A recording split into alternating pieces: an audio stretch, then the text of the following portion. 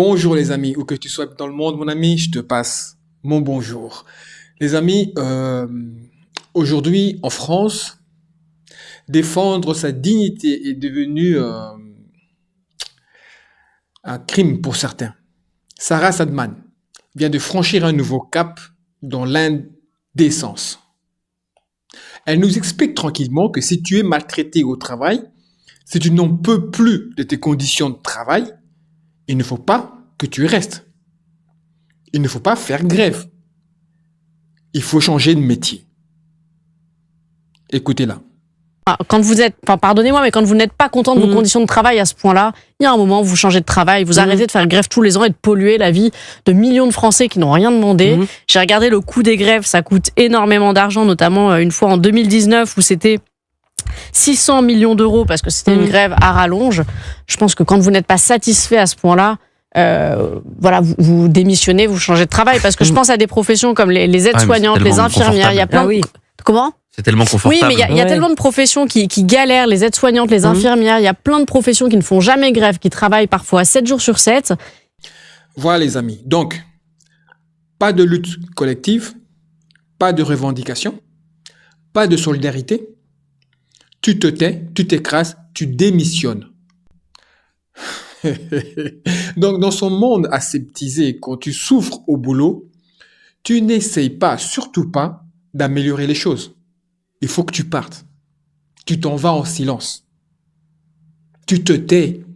Tu demandes ton C4 et tu t'en vas. Et pour enfoncer le clou, elle ose comparer les cheminots aux aides-soignantes. Selon elle, les aides-soignantes, elles au moins ne font jamais grève. Elles subissent en silence.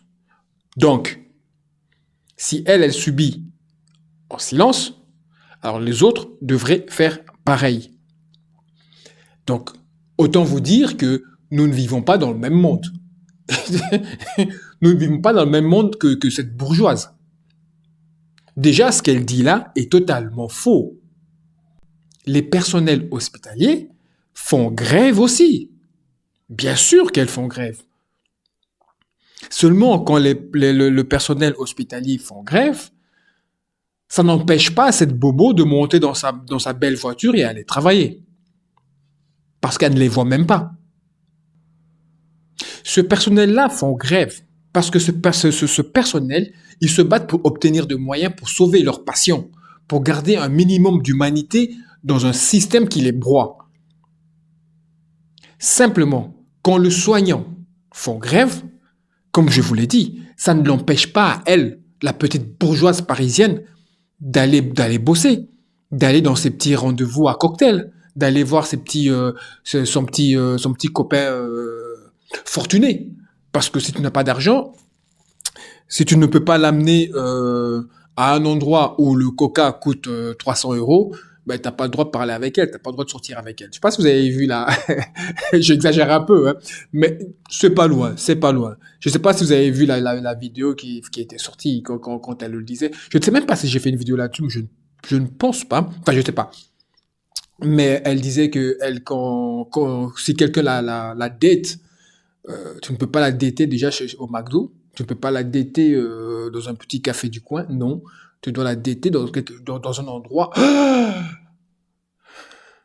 Le verre de coca doit coûter un minimum de 15 à 20 €. Donc, pour vous dire dans quel monde elle vit, on ne vit pas du tout dans le même monde. D'ailleurs, même si j'avais de l'argent, je ne pense pas que je serais dans le même monde qu'elle.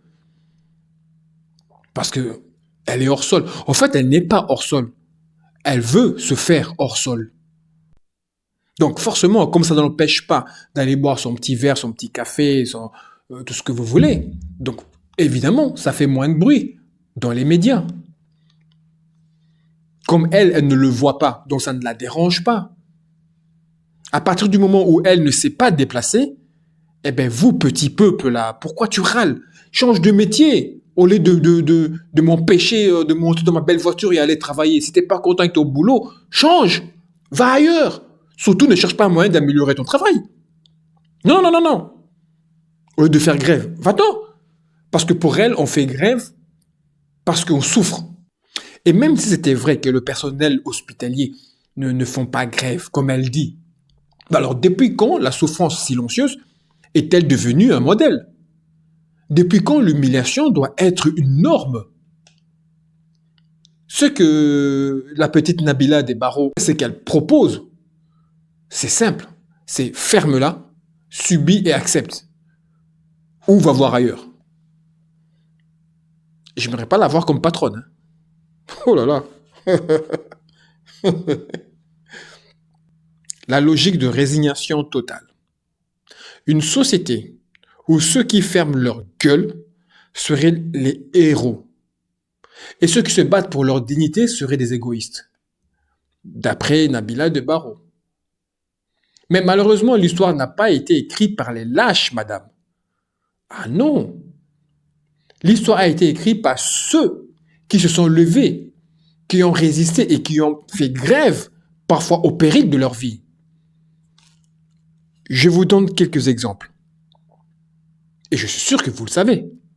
Les congés payés, et ils ne sont pas tombés du ciel. Hein. La retraite n'est pas tombée du ciel non plus. La sécu, c'est pas tombé du ciel non plus.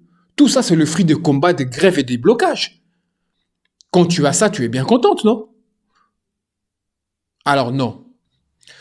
Non, madame, faire grève, ce n'est pas fuir son travail. C'est refuser de se laisser écraser en silence. Voilà ce que c'est que faire grève. Si tu n'es pas content dans ton travail, c'est pas forcément que tu es maltraité, c'est pas forcément que tu dois démissionner. C'est juste que tu aimes peut-être trop ton travail, que tu aimerais que cela s'améliore. Tu aimerais qu'on améliore ta paye. Tu aimerais qu'on améliore les conditions de travail. Tu aimerais que le temps de travail soit amélioré. Parce que justement, tu aimes ton travail. C'est pour cela que tu te bats pour qu'elle s'améliore. C'est pas parce que tu fais grève pour ton travail que forcément tu n'aimes pas ton travail et que tu dois le changer. C'est quoi cette logique? Parce que si tout le monde suivait vos conseils d'enfants gâtés, évidemment, changer de métier au moindre problème, il n'y aurait plus d'enseignants dans ce cas, plus d'infirmiers, plus de pompiers, plus de services publics. Parce que imaginez le nombre de fois que les enseignants se plaignent, le nombre de fois où il y a des débats à la télé où il n'y a pas assez d'enseignants, dans telle ville, il n'y a pas assez d'enseignants, les enseignants ne sont pas assez protégés. Ben, si ces enseignants ne font pas grève pour améliorer leurs conditions de travail, si les enseignants, les pompiers, les policiers, les infirmiers, infirmières, les aides-soignantes devraient suivre votre conseil, qui va me soigner? Qui va me soigner? Parce qu'on sait très bien que dans ces métiers-là, il y a beaucoup de problèmes. Dans les cheminots, il y a beaucoup de problèmes. Chez les aides-soignantes, il y a beaucoup de problèmes. Chez les professeurs, il y a beaucoup de problèmes. Les policiers, il y a beaucoup de problèmes. Les pompiers, il y a énormément de problèmes. C'est des gens qui limitent chez les policiers, il y a beaucoup de suicides. Chez les professeurs, n'en parlons même pas. Il y a des professeurs qui pètent les plombs, qui partent en burn-out et tout. Donc, si tous ces gens-là démissionnent, comme vous dites, au lieu de chercher à améliorer son métier, parce que professeur, c'est une vocation. Infirmier, policier, c'est des vocations, c'est des métiers qu'on devient policier parce qu'on, en tout cas, à ma connaissance, parce qu'on veut être policier, parce qu'on aime ce métier, surtout les professeurs. Je connais peu de professeurs qui sont là pour gagner de l'argent. La plupart, ils sont vraiment là parce que c'est quelque chose qu'ils aiment, qu'ils ont toujours voulu faire. Donc, tu dis à ces gens-là, bon, si vous n'êtes pas content dans votre travail pour X raisons, parce que vous n'avez pas les conditions de travail, parce que vous êtes mal payé ou quoi que ce soit, il faut changer de métier. Ben, s'ils changent de métier, on n'a plus de professeurs. Qui va éduquer nos enfants? Qui va éduquer tes enfants? Et si ta logique vaut en France, elle vaut en Belgique, en Allemagne, en Angleterre, aux États-Unis, elle vaut partout. Donc, qui va éduquer tes enfants? Qui va soigner tes enfants? Quand tu as le feu chez toi, c'est tous les pompiers déménagent. C'est toi qui, dans tes quartiers bobos, là, si tu n'as plus de policiers pour vous protéger, parce qu'ils démissionnent, parce qu'ils ne sont pas contents. Heureusement que tous les travailleurs ne pensent pas comme vous.